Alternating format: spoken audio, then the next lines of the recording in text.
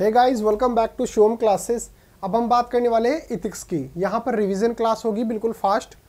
तो चलिए शुरू करते हैं। सबसे पहले केस स्टडी की बात करते हैं कि केस स्टडी जो है आपको किस तरीके से सॉल्व करनी है। तो केस स्टडी सॉल्व करने के लिए आपको जो स्टेप्स काम में लेनी है, सबसे पहले तो आपको उसके बारे में समरी लिखनी है। स्टार्टिंग के अंदर आपको जो है एक समरी लिखनी है। फिर उसके कौन कौन से जो है वो हितधारक होंगे उनके बारे में लिखना है। फिर उनमें कौन कौन से नैतिक मुद्दे हैं वो लिखना है कि इसमें कौन कौन से नैतिक मुद्दे जो हैं वो शामिल हैं। फिर इसमें कौन कौन से आपके पास विकल्प मौजूद हैं वो लिखना है। और उनके अंदर से जो सर्वश्रेष्ठ आपके पास जो विकल्प है जो आप सजेस्ट करना चाहेंगे वो लिखना है। और अंत में एक निष्कर्ष लिखना है। निष्कर्ष में लिख सकते हैं कि गवर्नमेंट आगे जो है वो अपनी स्कीम बनाए या कोई भी कानून बनाए तो उसके अंदर क्या क्या चीज़ें जो है वो ध्यान में रख सकती हैं। तो ये हो गया अपना टॉपिक नंबर 1। आगे बढ़ते हैं और अगली जो बात करने वाले हैं वो अपना जो कोर टॉपिक्स हैं उनके बारे में हम यहाँ पर जो है वो बात करने वाले हैं।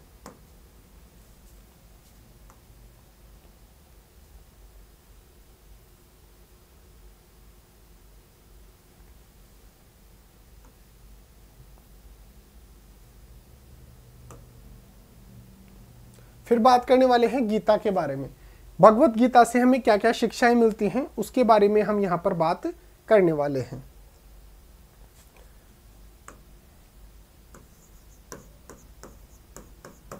भगवत गीता से हमारे को क्या क्या शिक्षाएं मिलती हैं उसके बारे में हम यहाँ पर बात करने वाले हैं। सबसे पहले जो हमें शिक्षा मिलती है वो है निष्काम कर्म योग।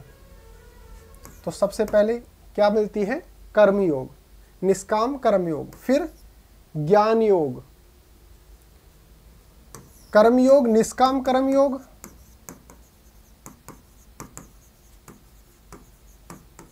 यानी कि फल की चिंता किए बिना जो आपका कार्य है वो करते रहना है।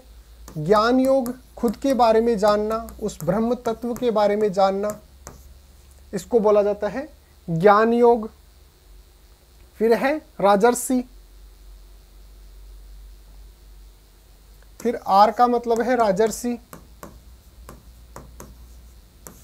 फिर एल का मतलब है लोक संग्रह।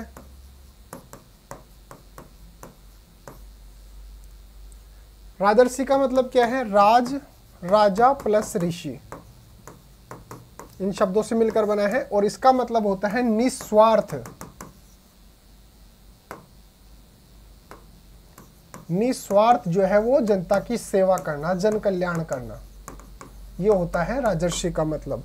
और लोक संग्रह का मतलब क्या होता है? इसका मतलब भी जन कल्याण होता है, लेकिन इसका मतलब ये है कि आपको जो भी कर्म दिए जाएं, आप जो भी कर्म कर रहे हैं वे सभी के सभी काम जो है वो लोक हित के अंदर होने चाहिए। इसका मतलब होता है लोक संग्रह। और राजर्षि के अंदर होता है कि आपको जो है वो जन कल्याण के कार्य करने चाहिए। फिर बात आती है अनासक्ति।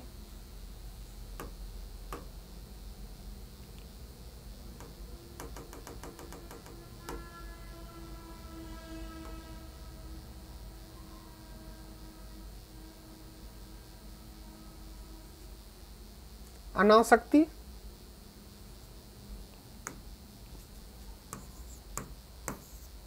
ASP, अनासक्ति इसका होता है प्रवृत्ति और निवृत्ति। अनासक्ति का मतलब होता है जो इंद्रिय विषय होते हैं उनके बारे में नहीं सोचना चाहिए, यानी कि इंद्रिय विषयों के बारे में जो है वो सोचना नहीं चाहिए। प्रवृत्ति निवृत्ति का मतलब होता है, प्रवृत्ति का मतलब तो होता है सिर्फ काम के बारे में ध्यान देना। काम का मतलब यहाँ इंद्रिय विषयों के बारे में है, भौतिक वस्तुओं के बारे में है। और निवृत्ति का मतलब होता है सब कुछ त्याग देना, वैराग्यवाद। लेकिन गीता के अंदर इन दोनों चीज़ों के लिए मना किया गया है, क्योंकि भौतिकवाद का मतलब है कि आप जो है अपने इंद्रिय विषयों के बारे में सोच रहे हैं, तो इसका मतलब ये है कि आप उस ब्रह्म ज्ञान को जो है वो प्राप्त नहीं कर सकते। और अगर आप त्याग कर रहे हैं, वैराग्यवाद को जो है वो ग्रहण कर रहे हैं, इसका मतलब आप अपने कर्तव्य से जो है वो भाग रहे हैं। तो गीता जो है वो इन दोनों के मध्य का मार्ग जो है वो बताती है, मध्यम मार्ग। और फिर है स्थित प्रज्ञता।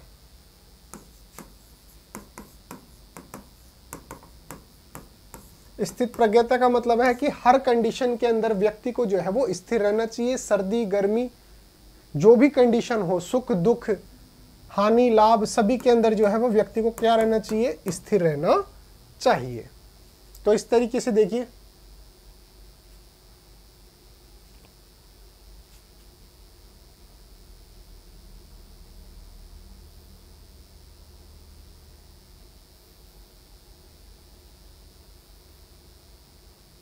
देखिए निष्काम कर्मयोग यानी कि स्वधर्म का पालन करना चाहिए बिना फल की इच्छा के। ज्ञान योग क्या मतलब है, आत्मज्ञान, ब्रह्म ज्ञान।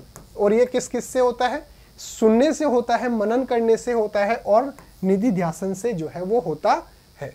राजर्षि का मतलब होता है निस्वार्थ जन कल्याण करना, जगत। और ये क्यों करना है, क्योंकि ये जगत जो है वो ईश्वर की अभिव्यक्ति है। लोक संग्रह, कर्तव्यों का निर्वहन जो है, आप जो भी काम कर रहे हैं वो जन कल्याण के लिए आपको जो है वो करना चाहिए। तो आपको केजी, आरएल और एएसपी इन 3 शब्दों को याद रखना है। अनाशक्ति, अनाशक्ति का मतलब है जो इंद्रिय विषय हैं उनके बारे में ध्यान देना, कामनाओं का चिंतन न करना, इसके बाद इस इंद्रिय विषयों के बारे में ध्यान न देना, और जो कामनाएं हैं उनके बारे में जो है वो चिंतन ना करना, इसको बोला जाता है अनासक्ति। स्थित प्रज्ञता का मतलब होता है बौद्धिक स्थिरता। हर परिस्थिति के अंदर, चाहे सुख हो दुख हो, लाभ हो हानि हो, कुछ भी हो, जीत हार सर्दी गर्मी जो भी हो, उसके अंदर जो है वो स्थित प्रज्ञा रहना चाहिए। जिस तरीके से कीचड़ के अंदर एक कमल जो होता है वो स्थिर रहता है। प्रवृत्ति और निवृत्ति का समन्वय यानी कि मध्य का मार्ग। प्रवृत्ति का मतलब क्या होता है, जो इंसान की प्रवृत्ति होती है, भौतिकवाद। और निवृत्ति का मतलब सब कुछ त्याग देना, वैराग्यवाद। लेकिन गीता जो है वो इन दोनों का मध्यम मार्ग जो है वो बताती है। फिर बात आती है निष्काम कर्मयोग। वैसे तो इनके बारे में बात कर ही चुके हैं, अब आगे बढ़ते हैं। डिटेल के अंदर अगर आपको चाहिए हो तो आप जो है व्हाट्सएप पे मैसेज कर लेना, मैं आपको भेज दूंगा। ये सब कुछ डिटेल के अंदर लिखा हुआ है, ये शॉर्ट नोट्स हैं। अब बात आती है कि गीता के अंदर और जो कांट है उनके अंदर जो है वो क्या क्या समानताएं हैं और क्या क्या असमानताएं हैं। समानताएं क्या क्या हैं, ये जो दोनों ही हैं, गीता और जो इमानुएल कांट है, ये दोनों के दोनों निरपेक्ष नीति शास्त्र को मानते हैं। दोनों के दोनों कर्तव्य पालन को मानते हैं। ईश्वर और आत्मा के अस्तित्व को, इसको अमर मानते हैं दोनों के दोनों, और ईश्वर के अस्तित्व को स्वीकार करते हैं। इंद्रिय विषयों पर नियंत्रण रखना चाहिए, इस बात को स्वीकार करते हैं। और स्वतंत्र या स्वातंत्र्य संकल्प को जो है वो मानते हैं। स्वातंत्र्य संकल्प क्या होता है कि व्यक्ति कोई भी निर्णय लेने के लिए स्वतंत्र होता है, और उसके अंदर क्या क्या कंडीशन फुलफिल होनी चाहिए। एक तो उसके पास विकल्प मौजूद होना चाहिए, एक उसके अंदर कैपेसिटी होनी चाहिए निर्णय लेने की, और एक उसके क्या क्या परिणाम होंगे उसके बारे में भी उसको पता होना चाहिए। असमानता क्या क्या है, गीता जो है वो एक क्या है, धार्मिक ग्रंथ है। कांट क्या है, एक नीति शास्त्र। ये थोड़ा सा लचीला है, लेकिन कांट जो है वो बोलते हैं निरपेक्ष कर्तव्य निष्ठता को जो है वो उस पर जोड़ देते हैं। यानी कि कांट का जो नीति शास्त्र है वो बहुत ज्यादा कठोर है, लेकिन गीता जो है वो थोड़ी सी लचीली है। साध्य और साधन, गीता जो है और कांट जो है वो बोलते हैं कि कर्तव्य का पालन करना, उससे क्या मिलेगा, ईश्वर मिलेगा। तो इसका मतलब कर्तव्य क्या है, ये साधन है। ऐसा कौन बोल रहा है? गीता। लेकिन इमानुएल कांट बोलते हैं कि कर्तव्य का पालन करना ही साध्य है, यानी कि कर्तव्य जो है, कर्तव्य पालन जो है अपने आप के अंदर क्या है? साध्य है। ऐसा कौन बोलते हैं? कांट बोलते हैं। गीता बोलती है कि अगर आप कोई भी काम कर रहे हैं तो उसके अनुसार आपको जो है वो 100% फल मिलेगा। लेकिन कांट बोलते हैं कि देखो फल जो है वो मिल भी सकता है, नहीं मिल सकता, उसकी कोई गारंटी नहीं है। यानी कि फल की गारंटी कौन दे रहा है? गीता दे रही है, और कांट जो है वो उसको मना करते हैं कि ऐसी कोई गारंटी नहीं है। फिर बात आती है महात्मा गांधी के बारे में। महात्मा गांधी जो है उनके विचारों पर किस किस का प्रभाव था? एक तो वो ब्रिटेन से पढ़कर आए थे, तो वहाँ के जो विचार थे उनके ऊपर प्रभाव था। उसके ऊपर भी किसका? जो जीसस थे, ईसाई धर्म के अंदर जो ईसा मसीह होते हैं, उनसे उन्होंने क्या क्या सीखा? दया और करुणा। फिर उन्होंने जैन धर्म से जो है वो पंच महाव्रत जो है वो कहाँ से लिए? जैन धर्म से लिए। फिर अधिकांश चीज़ें उन्होंने कहाँ से ली? हिंदू धर्म से ली। क्या क्या ली? एक तो गीता से लिया स्वधर्म और कर्मयोग। स्वधर्म मैंने अभी आपको बताया, स्वधर्म क्या होता है? अपने धर्म का पालन करना, अपने कर्तव्य का पालन करना। और कर्तव्य क्या होते हैं? 4।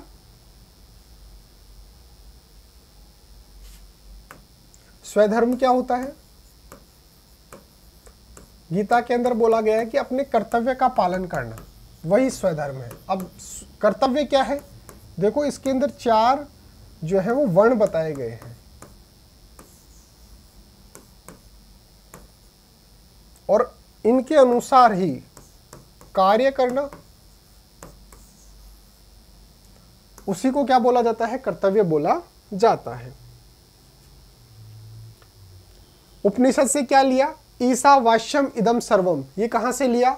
उपनिषद से लिया। और पतंजलि से क्या लिया? योग दर्शन जो है वो पतंजलि से लिया। फिर बात आती है कि गांधी जी ने 5 महाव्रत बताए थे, वो कौन कौन से हैं? सत्य, अहिंसा, अस्त्य, अपरिग्रह और ब्रह्मचार्य। सत्य का मतलब जैसा देखा, जैसा सुना, जैसा समझा, उसको वैसे की वैसे अगर आप बोल रहे हो तो इसका मतलब वो सत्य है। और यही जो है वो क्या है? परम उद्देश्य है। सत्य ईश्वर है। इन्होंने एक बात और बोली कि सत्य ईश्वर है। सत्य अपने आप के अंदर क्या है? ईश्वर है। और ये जो दूसरी परिकल्पना आती है कि ईश्वर ही सत्य है, ये इससे भी ब्रॉड है, क्योंकि इसके अंदर जो आस्तिक होगा वही विश्वास करेगा, लेकिन सत्य ही ईश्वर है इस पर कोई भी विश्वास कर लेगा। अहिंसा, मन, कर्म और वचन, अपने मन, कर्म और वचन से किसी को कष्ट ना देना क्या होता है? अहिंसा होती है। ये तो होती है नेगेटिव डेफिनेशन। नहीं बोल रहा हूं ना कि अपने मन, कर्म और वचन से किसी को कष्ट ना देना, ना शब्द आ गया, लेकिन अगर पॉजिटिव सेंस के अंदर लेंगे तो दया, करुणा, स्नेह, किसी के प्रति दया, करुणा, स्नेह रखना और उसकी सेवा करना, ये क्या कहा जाता है? अहिंसा कहा जाता है। अस्त्य, अस्त्य का मतलब होता है चोरी करना। अब चोरी कौन कौन सी? भौतिक हो सकती है, मानसिक हो सकती है, या फिर जो वचन है, वैचारिक जो है वो चोरी हो सकती है। अब इन्होंने एक और बात बताई कि भौतिक चोरी और मानसिक चोरी, अगर आप सत्य बोल रहे हैं तो आप वैचारिक चोरी नहीं करेंगे। वैचारिक चोरी मतलब किसी के विचार नहीं चुराएंगे, सत्य बोलेंगे तो। और अगर आप अहिंसा का पालन करते हैं तो भौतिक चोरी और मानसिक चोरी भी नहीं करेंगे। क्यों? क्योंकि आपको किसी को जो कष्ट है वो नहीं दे सकते। अपरिग्रह का मतलब होता है संग्रहित करना।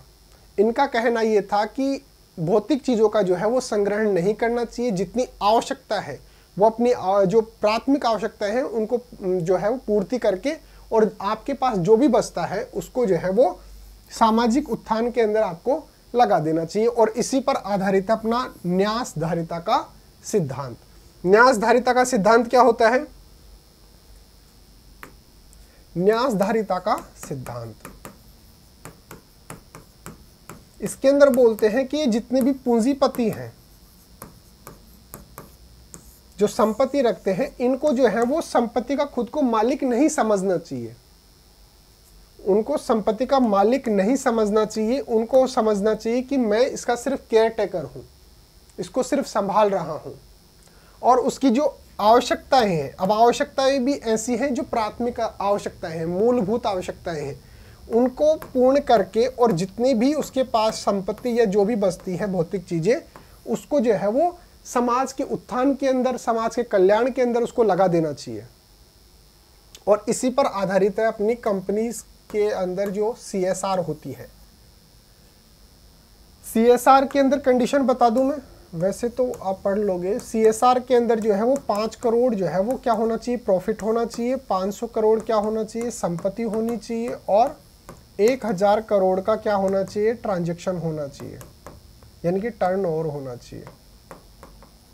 अगर ये कंडीशन फुलफिल हो रही है तो किसी भी कंपनी को जो है वो अपने प्रॉफिट का 2% जो है वो लगाना पड़ेगा। इसको बोला जाता है CSR। फिर पंच महाव्रत में अगला आता है ब्रह्मचर्य। ब्रह्मचर्य का मतलब होता है अपने इंद्रियों पर नियंत्रण रखना। और ये कैसे होगा, ये होगा ईश्वर की उपासना करके, मन को शांत रख के, योग करके, मन को पवित्र रख के, ध्यान करके, और इसका बार बार अभ्यास करके जो है वो ब्रह्मचर्य का पालन जो है वो किया जा सकता है। फिर बात आती है सत्य की। अब इनके बारे में वैसे मैंने आपको बता ही दिया कि जैसा देखा जैसा समझा, इतना टाइम नहीं है कि इनको दोबारा से जो है वो बताया जा सके। वैसे जो मूल चीज थी मैंने आपको बता दी है। फिर बात आती है गांधी जी के अन्य विचार कौन कौन से थे। एक तो साधन और साध्य संबंधी। साधन और साध्य संबंधी इनके ये विचार थे कि अगर साधन जो है वो अगर अपवित्र है तो साध्य जो है वो कभी भी पवित्र नहीं हो सकता। जैसे मान लो कि मेरे को समाज के अंदर समानता लानी है, मैं क्या करूं, दूसरों से चीजें चुरा चुरा कर और लोगों को अंदर बांट दूं, तो ये मेरा काम कभी भी सही नहीं होगा। क्यों? क्योंकि मेरा जो साधन है, साधन का मतलब जो मैं चोरी कर रहा हूं वो तरीका गलत है। मेरा साध्य तो सही है, मेरा जो उद्देश्य जो है वो तो ठीक है, लेकिन मेरा साधन जो है, मेरा तरीका जो है वो गलत है। जबकि दूसरी तरफ जो मार्क्सवादी होते हैं वो बोलते हैं कि साधन पवित्र हो ना हो, साध्य पवित्र होना चाहिए, इसलिए वो हिंसा के अंदर विश्वास करते हैं। हृदय परिवर्तन। हृदय परिवर्तन का मतलब ये है कि अगर आप समाज के अंदर परिवर्तन लाना चाहते हैं तो परिस्थितियां बदलनी पड़ेंगी। परिस्थितियों के साथ साथ व्यक्ति का मन भी जो है वो परिवर्तित करना पड़ेगा, तभी जाकर परिस्थितियां चेंज होगी। इसके संदर्भ में मैं आपको एक चीज बता दूं, जैसे डॉक्टर भीमराव अंबेडकर जो थे,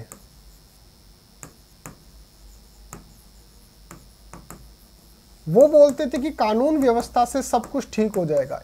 अब कानून व्यवस्था का मतलब हो गया कि जो परिस्थितियां हैं उनको परिवर्तित करने से जो है वो सब कुछ ठीक हो जाएगा। लेकिन यहां पर गांधी जी का मानना था कि जब तक व्यक्ति का मन परिवर्तित नहीं होगा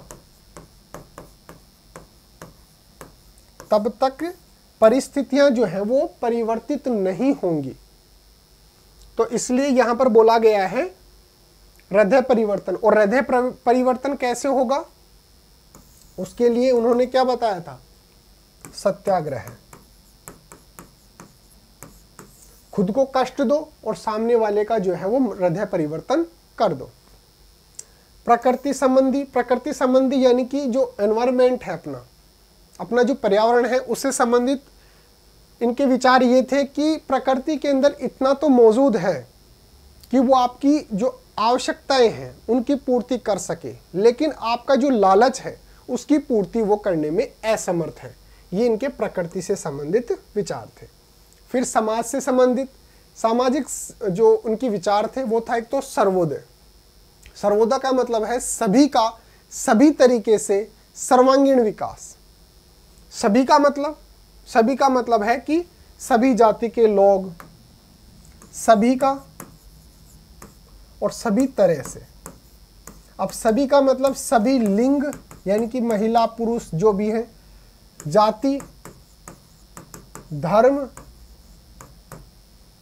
वर्ण जो भी है, इसके अंदर सभी लोग जो हैं वो समान रूप से जो है वो उनका विकास होना चाहिए और सभी तरीके से होना चाहिए। सभी तरीके से मतलब सामाजिक, आर्थिक, राजनीतिक सांस्कृतिक, मनोवैज्ञानिक, आध्यात्मिक, इस तरीके से सभी तरीके से जो है व्यक्ति का जो है वो विकास होना चाहिए। इसी को उन्होंने बोला सर्वोदय। व्यक्ति का सभी व्यक्ति का सभी तरीके से जो सर्वांगीण विकास है उसको क्या बोला उन्होंने? सर्वोदय नाम दिया। फिर बात आती है धर्म संबंधी उनके क्या विचार थे? सर्वधर्म समभाव, यानी कि सभी धर्मों को जो है वो समान तरीके से देखते थे, किसी के अंदर भेदभाव नहीं करते थे। क्यों? क्योंकि उनका ये मानना था कि सभी धर्म जो है, हो सकता है उनका पूजा पाठ करने का तरीका अलग हो सकता है वो किसी और नाम से जानते हो अपने अपने ईश्वर को, लेकिन उनका जो अंतिम लक्ष्य जो है वो एक ही है। वो क्या है? ब्रह्म की प्राप्ति। ब्रह्म की प्राप्ति मतलब वो अमर तत्व जो इस ब्रह्मांड के अंदर विद्यमान है उसके बारे में जानना ही हमारा क्या है? अंतिम लक्ष्य है। और धर्म और राजनीति के बारे में उनके ये विचार थे कि राजनीति जो है वो धर्म के बिना ठीक नहीं है, उचित नहीं है। अब यहां पर धर्म से मतलब यहां पर सांप्रदायिक मतलब नहीं है। धर्म का मतलब ये है कर्तव्य से, कि अपना मैं जो भी काम करूंगा पूरे धर्म के साथ करूंगा। तो धर्म का मतलब यहां पर मैं जो है वो सांप्रदायिक मतलब नहीं बोल रहा। धर्म का मतलब है यहां पे अपने कर्तव्य से है, कि मैं जो भी काम करूंगा अपने कर्तव्य के साथ करूंगा, अपने धर्म के साथ करूंगा। तो ये थे इनके धर्म से संबंधित विचार। आर्थिक विचार इनके ये थे कि जो आर्थिक स्थिति है ये ग्राम से स्टार्ट होनी चाहिए, ग्रामीण अर्थव्यवस्था होनी चाहिए। ग्रामीण अर्थव्यवस्था का मतलब है कि हमारी अर्थव्यवस्था जो है वो ग्राम है, हमारे गांव है, वो आधारित होनी चाहिए। क्यों? क्योंकि वहां पर जितनी डिमांड होती है उसके अनुसार जो है वहां पर पूर्ति की जा सकती है। और ये पूंजीवाद, औपनिवेशवाद, इन सब का बहिष्कार करते थे। क्यों करते थे? क्योंकि इससे जो है वो शोषण बढ़ता है, औपनिवेशवाद बढ़ता है, उपभोक्तावाद बढ़ता है।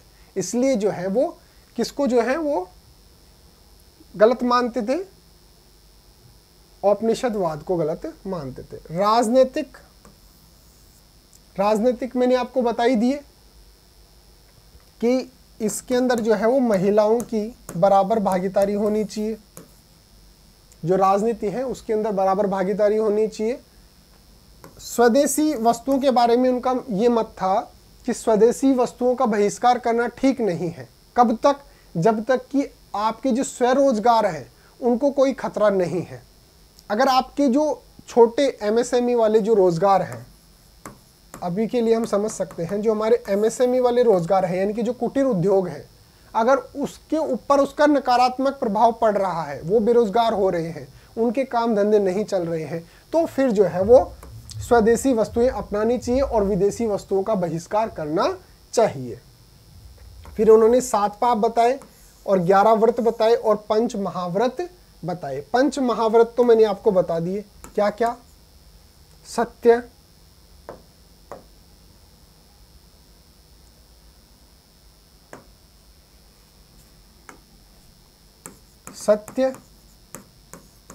अहिंसा, अस्तेय, अपरिग्रह और ब्रह्मचर्य। ये जो है वो 5 महाव्रत इन्होंने बताए थे।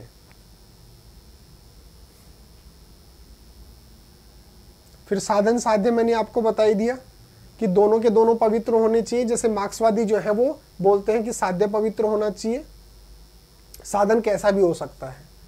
तो इसके बारे में हम यहाँ पर लिख सकते हैं, बोया पेड़ बबूल का तो आम कहाँ से होए। हृदय परिवर्तन के बारे में था कि भाई परिस्थितियां परिवर्तन होनी चाहिए और हृदय परिवर्तन जो है वो हृदय परिवर्तन होगा तभी जाकर परिस्थितियां परिवर्तित होंगी। और हमें ऐसा क्यों करना चाहिए? क्योंकि लोगों को ऐसा महसूस करवाना चाहिए कि हम जो भी लोग हैं जो भेदभाव करते हैं वो ऐसा ना करें, क्योंकि सब की सब जो चीज़ें हैं, सभी तत्व जो हैं वो ईश्वरीय तत्व है, इसलिए भेदभाव ठीक नहीं है। फिर मैंने आपको बता दिया कि आवश्यकता की पूर्ति कर सकते हैं हमारी प्रकृति, लेकिन लालच की पूर्ति नहीं कर सकता। सामाजिक विचार मैंने आपको बता दिए, सर्वोदय बता ही दिया, अस्पृश्यता बता ही दिया।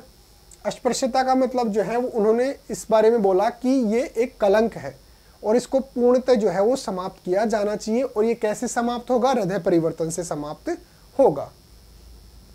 इसके लिए इन्होंने हरिजन समाचार पत्र चलाया और एक हरिजन संघ बनाया। संघ कब बनाया? 1932 में।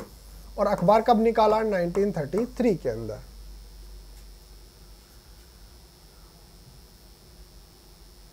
वर्ण व्यवस्था और जाति व्यवस्था के बारे में इनका क्या मानना था? इनका मानना था कि वर्ण व्यवस्था और जाति व्यवस्था जन्म आधारित जो भी है सब कुछ ठीक है। क्यों? क्योंकि इसके द्वारा जो है वो श्रम विभाजन हो जाता है, जिससे व्यक्ति को जो है वो अपने काम की, भाई मैं क्या करूँगा, कैसे करूँगा, इस चीज़ की टेंशन नहीं रहती है और वो अपने आध्यात्मिक जो विकास है वो भी कर सकता है। लेकिन उनका ये मानना था कि एक वकील की और एक जो मजदूरी कर रहा है, यानी कि एक मानसिक जो कार्य कर रहा है, बौद्धिक कार्य कर रहा है, और एक मजदूरी जो कर रहा है, भौतिक कार्य कर रहा है, इन दोनों की सैलरी समान होनी चाहिए। तो देखिए कि भेदभाव जो है, जो जाति और जो वर्ण के अंदर हम भेदभाव करते हैं, ये प्राकृतिक नहीं है, ये है कृत्रिम, लोगों के द्वारा बनाई गई है। और श्रम विभाजन जो है वो क्यों जरूरी है? क्योंकि इससे परिवार से आगे क्या होता है? कौशल आता है, आजीविका निश्चित हो जाती है, आपस के अंदर जो है वो संघर्ष नहीं करना पड़ता, और इसके बाद जो है वो व्यक्ति आध्यात्मिक चिंतन कर सकता है। आपस के अंदर जो है वो व्यक्ति सहयोग करते हैं कि तू मेरा ये काम कर दे, मैं तेरा ये काम कर दूंगा। क्यों? क्योंकि मैं इसके अंदर स्पेशलिस्ट हूँ, तो इसके अंदर स्पेशलिस्ट है, तो आपस के अंदर सहयोग बढ़ेगा।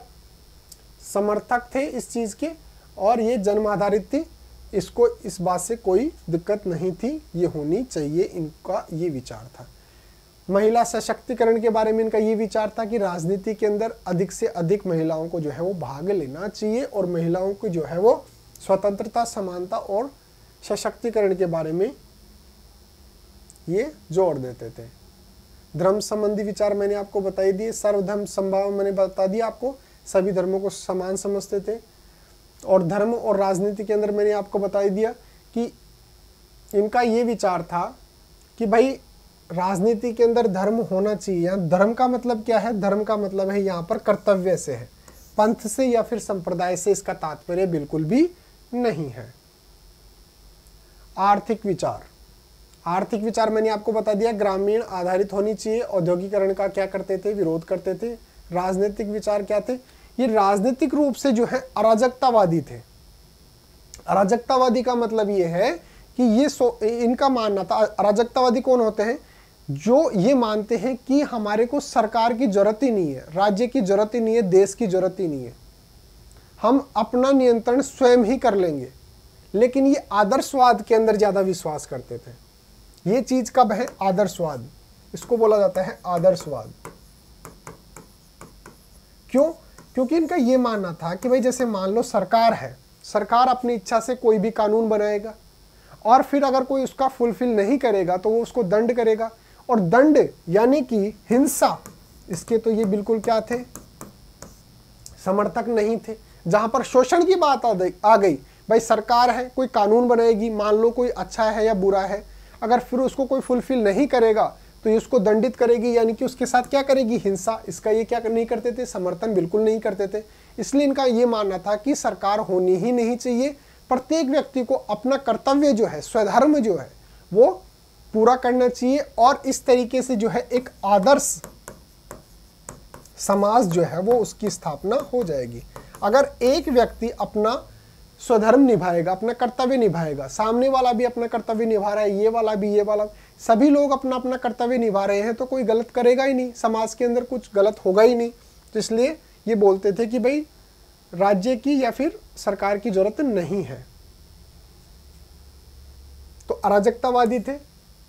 लेकिन ये मार्क्सवादी जो अराजकतावादी है वो वाले नहीं,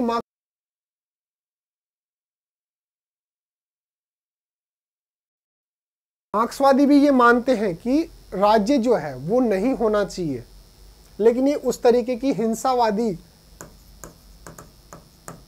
इसके अंदर ये विश्वास नहीं करते थे। इनके अराजकतावादी विचार अलग थे, जो मैंने आपको बताया कि सभी लोग अपना अपना कर्तव्य निभाएंगे तो किसी को भी जो है वो सरकार की जरूरत पड़ेगी नहीं। राज्य जो है वो अनैतिक संस्था है। क्यों? क्योंकि निर्देश देती है, अगर कोई पालन नहीं करता है तो शक्ति का प्रयोग करती है, हिंसा करती है, जिसका ये बिल्कुल भी विश्वास नहीं करते। लेकिन जब तक व्यक्ति को अपने अंदर जो ईश्वरीय तत्व है उसका ज्ञान नहीं हो जाता, तब तक एक सरकार होनी चाहिए, लेकिन उनका एक निजी जीवन के अंदर इंटरफेयर जो है वो न्यूनतम होना चाहिए। जब तक ईश्वरीय तत्व जागृत नहीं होना चाहिए तब तक ईश्वरीय वो जो राज्य है वो न्यूनतम होना चाहिए। फिर बात करते हैं, इन्होंने जो है वो विकेंद्रीकरण की बात की। विकेंद्रीकरण कैसे? इनका ये मानना था कि सरकार अगर बनाएंगे, भाई सरकार की जरूरत पड़ रही है, न्यूनतम सरकार की जरूरत पड़ेगी, वो जो है वो ग्रामीण आधारित होनी चाहिए, गांव आधारित होनी चाहिए।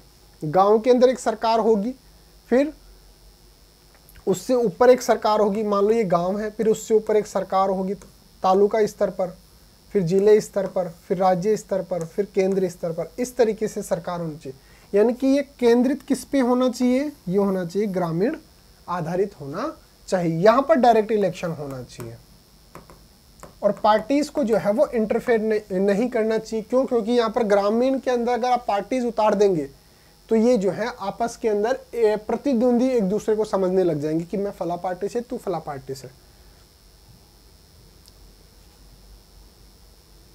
देखिए, पंचायती राज के ये जो है समर्थक थे। प्रत्यक्ष चुनाव होने चाहिए, गांव के अंदर ही कार्यपालिका, न्यायपालिका, विधायिका तीनों होनी चाहिए। उसके ऊपर एक तालुका स्तर पर, फिर जिला स्तर पर, फिर राज्य स्तर पर जो है वो अप्रत्यक्ष चुनाव होने चाहिए। और राजनीतिक पार्टी को जो है वो इनके अंदर भाग नहीं लेना चाहिए, नहीं तो लोग जो है वो पार्टीज के अंदर आपस के अंदर टूट जाएंगे। फिर है राम राज्य। राम राज्य, अगर गांधी जी जिस राम राज्य की बात करते थे वो सांप्रदायिक इस तरीके का राम राज्य की बात नहीं करते थे। राम राज्य मैंने अभी आपको बताया कि प्रत्येक व्यक्ति ये समझे कि भाई मैं जो हूँ वो ईश्वरीय तत्व हूँ, सामने वाला भी ईश्वरीय तत्व है, और सबके सब अपना अपना कर्तव्य स्वधर्म निभाएंगे तो जो है वो एक जो है वो आदर्श समाज की स्थापना हो जाएगी।